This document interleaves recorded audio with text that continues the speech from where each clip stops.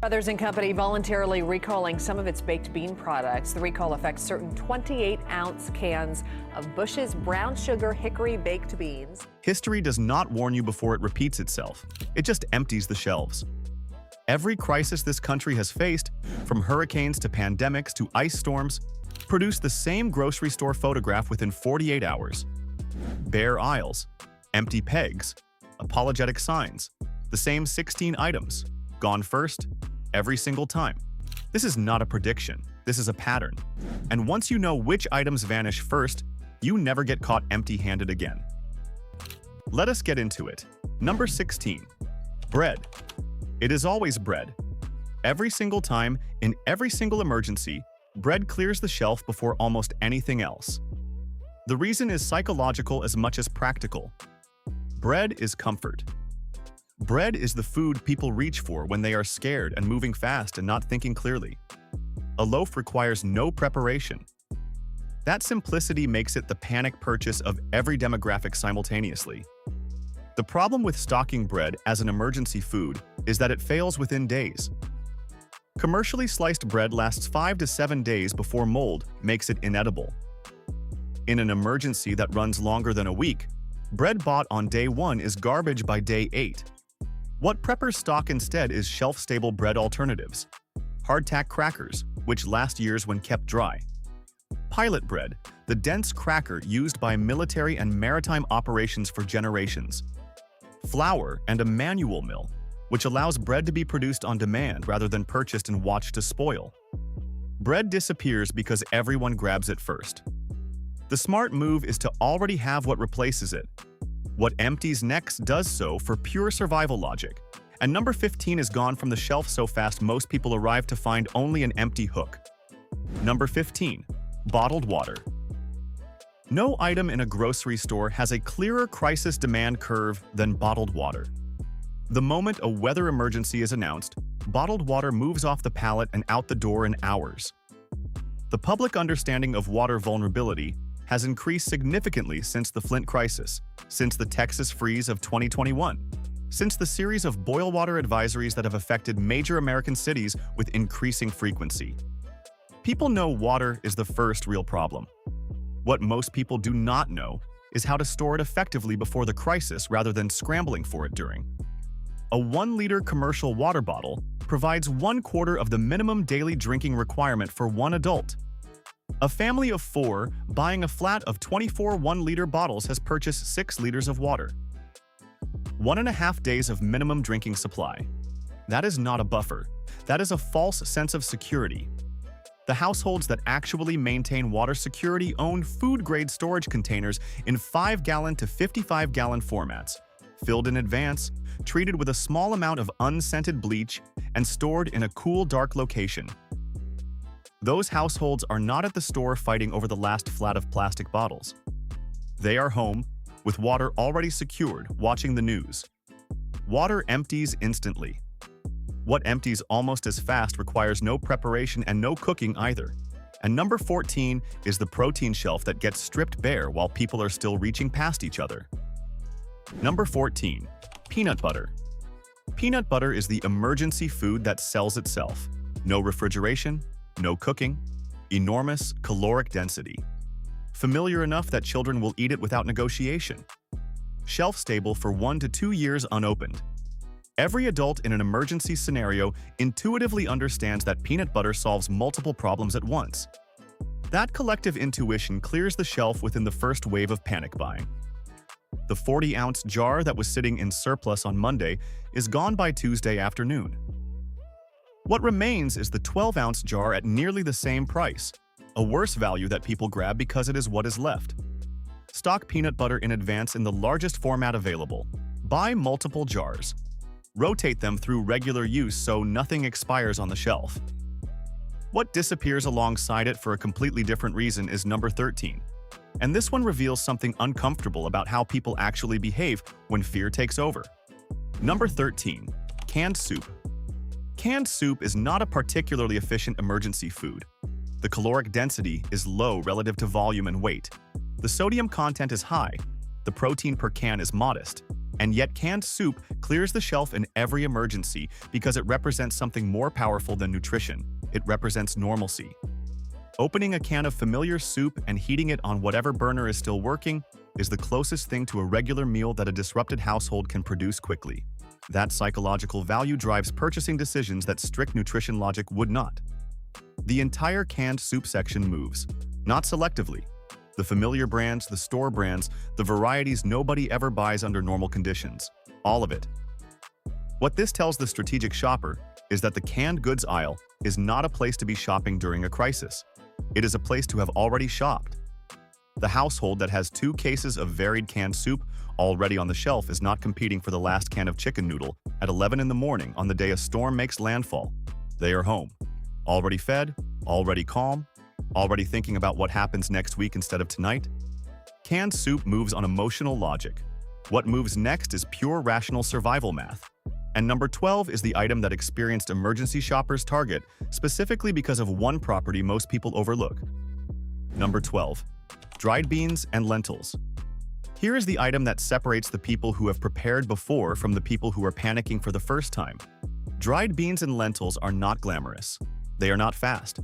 They do not taste like anything without seasoning, but they are the highest value emergency protein available in any grocery store, and the people who know that arrive at the shelf first. A 1-pound bag of dried lentils costs under $2 and provides 8 generous servings of complete protein. The shelf life sealed in a dry container is 5 years minimum. 10 years if stored properly with oxygen absorbers. No refrigeration, no special handling. Pure caloric and protein density at the lowest cost per serving of anything in the store. Experienced preppers move to the dried bean aisle immediately when an emergency is announced. They buy every variety available: black beans, pinto beans, red kidney beans, chickpeas, green and yellow lentils, split peas. The variety matters because bean and lentil fatigue is real. Eating the same food every day under stress accelerates morale deterioration faster than most people expect. Variety across the same category costs almost nothing and preserves psychological resilience. If this channel is exactly the kind of advanced intelligence you want in your corner before a crisis hits, subscribe right now. This is what this channel exists to deliver. The pattern behind the panic. The purchase before the problem. Subscribe now and stay ahead of what is coming. Dried beans signal experience. What signals something closer to desperation is the item that empties next. And number 11 reveals exactly how quickly priorities shift when people realize an emergency is extending beyond the weekend. Number 11. White rice is the caloric foundation of more than half the world's population. It is also the item that disappears from American grocery stores in the second wave of emergency purchasing, right after the bread and bottled water crowd has cleared the front of the store. A 5-pound bag of white rice provides roughly 40 servings of cooked grain. At current pricing, those 40 servings cost less than $5. Per serving cost is under 13 cents. The shelf life of white rice stored in a sealed container away from moisture is 25 to 30 years. There is almost no food in any grocery store that delivers comparable caloric value at comparable cost with comparable longevity. The problem is the format most people buy. The 2-pound bag purchased during a crisis is gone in 4 days for a family of 4. The strategic purchase is the 25-pound bag. That bag, stored in a food-grade bucket with a gamma seal lid and oxygen absorbers, provides 2 months of daily rice servings for a family of 4. It takes up the space of a large shoebox. It costs less than a restaurant dinner for 2. The 25-pound bags are always the first to go. Buy them before the announcement, not after. Rice is the caloric backbone, but the backbone needs protein alongside it. And the protein item that vanishes in the same wave as rice is something you might not expect. Number 10 reveals which protein category experiences the single fastest sell-through rate in an emergency. Number 10. Canned tuna. And canned fish. Canned fish makes sense the moment fresh meat becomes unavailable. No freezer, no butcher, no refrigeration. Just pull the ring, drain the liquid, and eat. The logic is obvious, and it drives a purchasing wave that strips the canned fish section within hours of the first emergency announcement. Canned tuna leads the movement. It is the most recognizable protein in the section and the first thing people grab. Canned salmon follows closely. Sardines and mackerel, the most nutritionally dense options in the category, go last because many buyers overlook them. That overlooking is a mistake worth correcting. A single can of sardines packed in olive oil provides roughly 23 grams of protein, a full day's worth of omega-3 fatty acids, and significant calcium from the soft, edible bones. The nutritional density per gram of food is extraordinary. And because sardines are culturally less familiar to mainstream American grocery shoppers, they sometimes survive the first and second wave of panic buying. The strategic shopper knows this and moves to the sardines after securing the tuna. Canned fish at home before the announcement means not competing for it during. Stock a case minimum of each variety your household will actually consume. The variety point matters. A household that genuinely dislikes sardines will not eat sardines under stress. Stock what you will eat, not what has the best nutrition profile on paper. Canned fish is instinct-driven purchasing. What comes next is driven by something even more primal than hunger. And number 9 is the item that moves because of one specific fear that shuts rational thinking down completely. Number 9. Baby formula and diapers. This is the purchase that bypasses every other priority the moment a parent realizes an emergency might extend beyond 24 hours. Nothing else on this list generates the same intensity of acquisition behavior. A parent with an infant does not negotiate with themselves about whether to stock formula. They buy everything available, because the alternative is unthinkable. The 2022 formula crisis showed the country what infant formula shortage looks like in practice. Hospitals rationing, parents driving across state lines, online price gouging at multiples of retail cost. The structural vulnerability that produced that crisis has not been fully resolved. The market remains heavily concentrated among a small number of domestic manufacturers. A single production disruption still creates outsized nationwide effects. In any emergency that involves supply chain disruption, the formula section is not just a priority. It is a medical supply section. Treat it accordingly. Stock a 60 to 90-day buffer at all times if there is an infant in the household. Not because an emergency is imminent, because the formula that works for your infant is not interchangeable, and the window to source it narrows very fast when demand spikes. Diapers move alongside formula for the same logic. A household with a well-stocked diaper supply does not face the impossible choice between infant hygiene and competing for scarce retail inventory. The infant supplies section empties because of love, not logic. What empties next is driven by a much colder calculation. Number 8 is the item that vanishes when people start doing the math on how many days this might actually last. Number 8. Batteries and flashlights. Power goes out. That fact is so consistent across emergency scenarios that it barely qualifies as a variable. Storms knock out power. Infrastructure failures knock out power. Grid demand spikes knock out power. The moment people absorb the reality that power may be unavailable for days rather than hours, the battery and flashlight section moves. Every format of battery. AA, AAA, C, D, 9-volt, all of it. The name brand LED flashlights go first. Then the store brand equivalents. Then whatever is left. What most people do not know when they are grabbing batteries off a hook in a crisis is that not all batteries perform equally under the conditions where they will be used. Lithium AA batteries outperform alkaline AA batteries significantly in cold temperatures. At freezing point, alkaline batteries lose roughly half their rated capacity. Lithium batteries maintain close to full rated capacity at the same temperature. In a winter emergency, the alkaline batteries everyone grabbed from the store are delivering half the performance expected. The lithium batteries that cost twice as much are delivering full performance. Buy lithium for everything that matters: flashlights, headlamps, radios, and medical devices. Buy alkaline for everything else. The battery section reveals how unprepared most households actually are. If the average household maintained a reasonable battery reserve, crisis battery purchasing would not be a pattern. It would not need to be.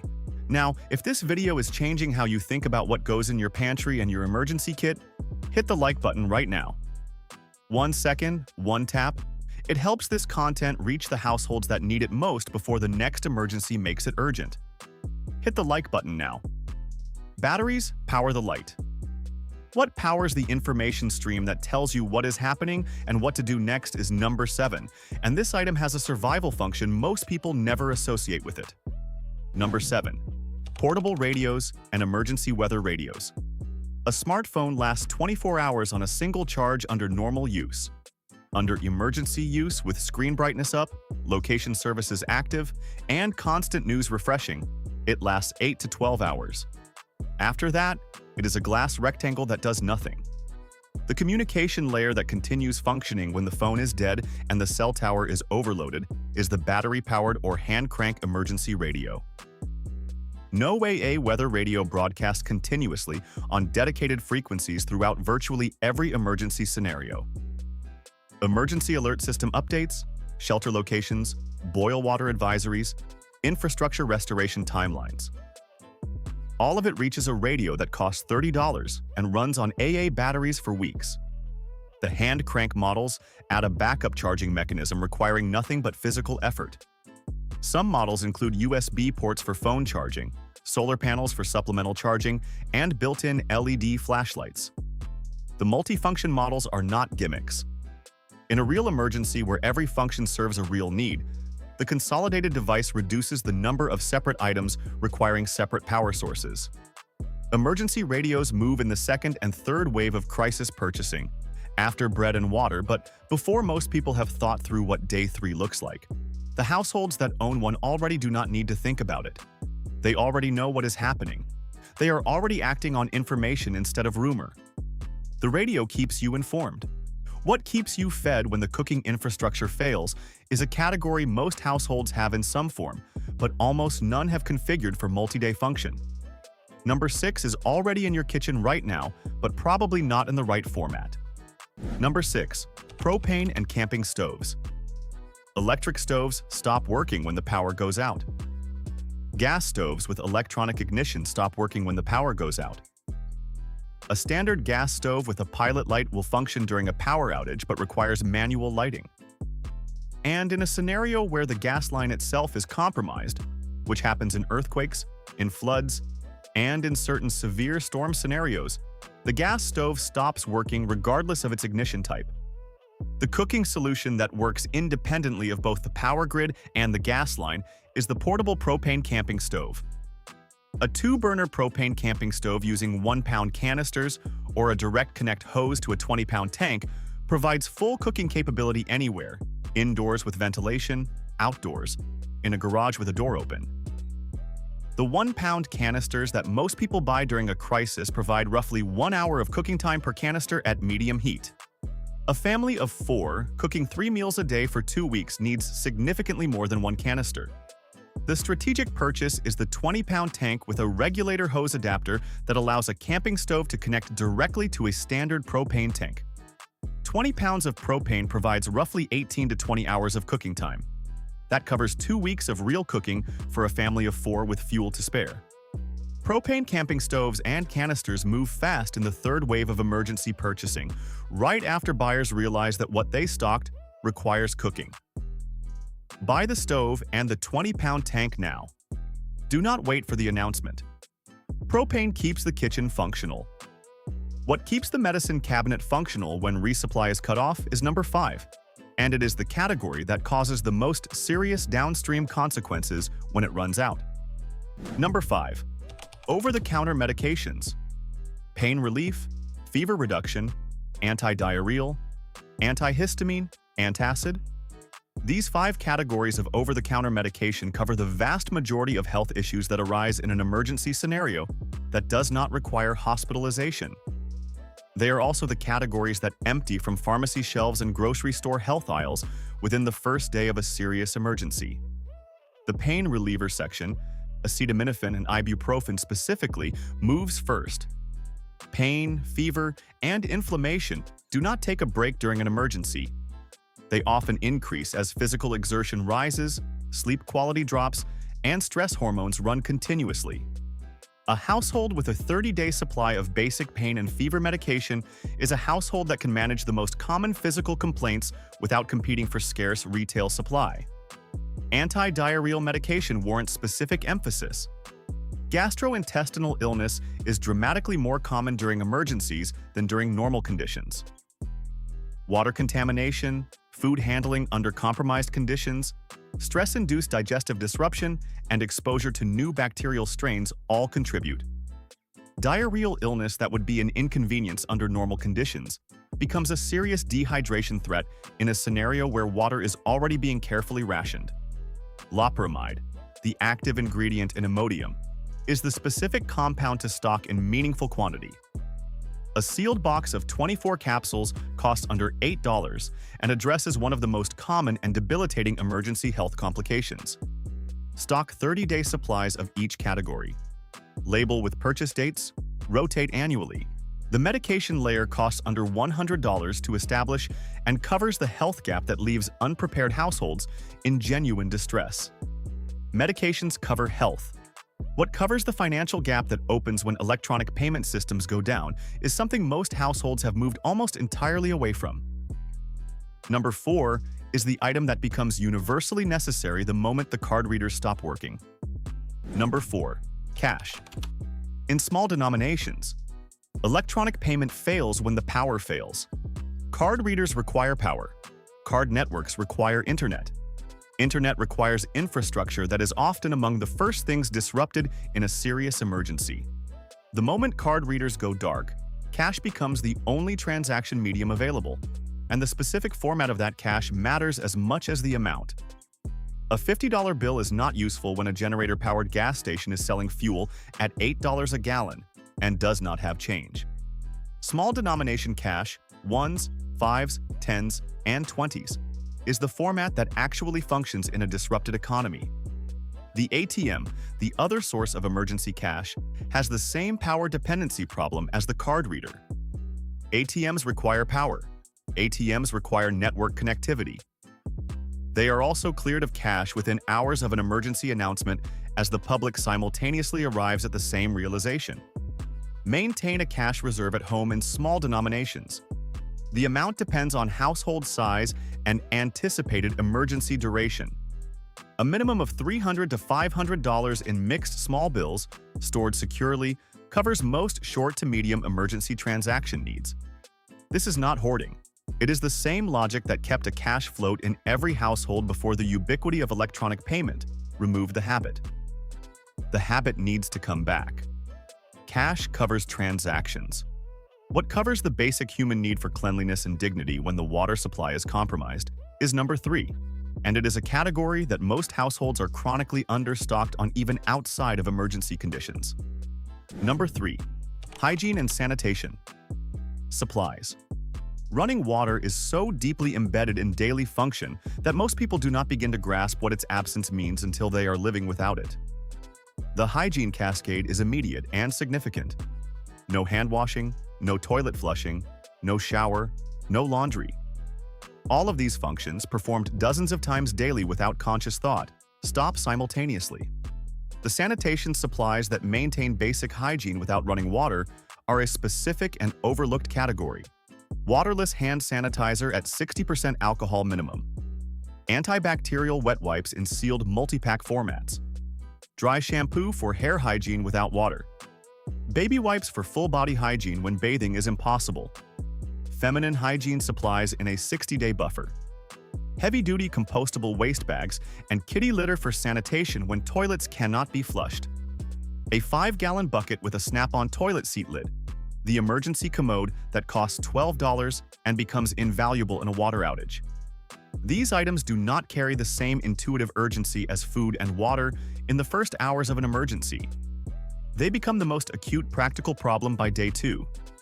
The household that has them already stocked does not spend day 2 problem-solving basic sanitation.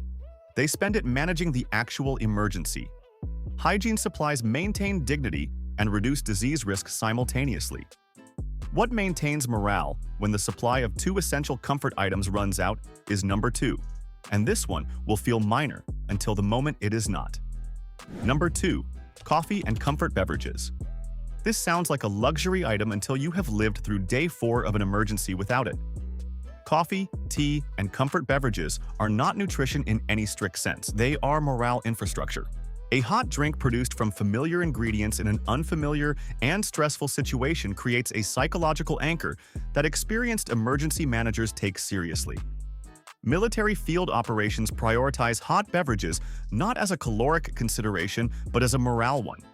The same logic applies to a household managing a week-long power outage or a prolonged supply disruption. The coffee section empties during emergency purchasing, not because people are irrational. It empties because experienced people know what day 4 looks like without it. Instant coffee is the format that serves emergency conditions best. It requires only hot water and a cup. No electricity beyond whatever heat source you have available. A large jar of quality instant coffee stores for 2 to 3 years sealed. It provides more servings per dollar than ground coffee, requires less infrastructure to prepare. Stock a 3-month supply minimum. Tea bags require even less infrastructure. No heat is technically required. Cold brew tea is simple and functional. A box of 200 tea bags takes up the space of a paperback book and provides months of hot or cold comfort beverages. Hot chocolate powder, drink mix packets, and flavored electrolyte powders complete the comfort beverage category. They cost almost nothing. They matter more than their cost suggests when the situation is difficult and the duration is uncertain. Comfort beverages seem trivial until they are gone. What is never trivial, and what determines whether every other item on this list actually serves its purpose, is number 1, and it is the decision most people make too late. Number 1. A pre-built emergency kit with documentation. Every item on this list is harder to acquire correctly under pressure than before it. That is the central truth this entire countdown has been building toward. Bread goes stale. Batteries run out. The household that survives an emergency well is not the one that bought the most stuff in the first panicked hour.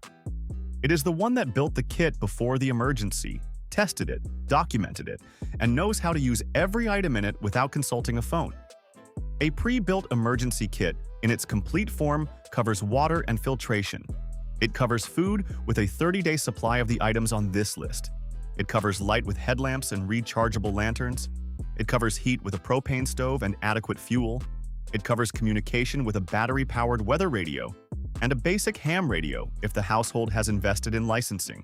It covers medicine with a 30-day supply of the 5 core over-the-counter categories plus a basic wound care kit. It covers sanitation with the supplies this list has identified. It covers transaction capability with a cash reserve and small bills. And it covers the human layer with a printed, tested, documented emergency plan that answers every critical question without requiring power, connectivity, or a calm state of mind to access. The documentation is the part most people skip. It is also the part that matters most at 3 in the morning when something has gone wrong, and nobody remembers where the water purification tablets are, or what the daily rationing protocol is supposed to be. So, print the plan, laminate it, put it in the kit, run a 2-hour drill with the whole household present. Identify every gap the drill reveals. Close each gap before the next drill. The stores do not empty because disasters are unpredictable. They empty because preparation is uncomfortable to think about until the moment it becomes essential. The 16 items on this list disappear first because most households need them and almost none have them in adequate supply. Be the household that does not need the store when the store has nothing left to give. The next video on the left covers the exact bulk foods to stock before prices move in the second half of this year. The window is shorter than most people realize. Click on the left. I will catch you there.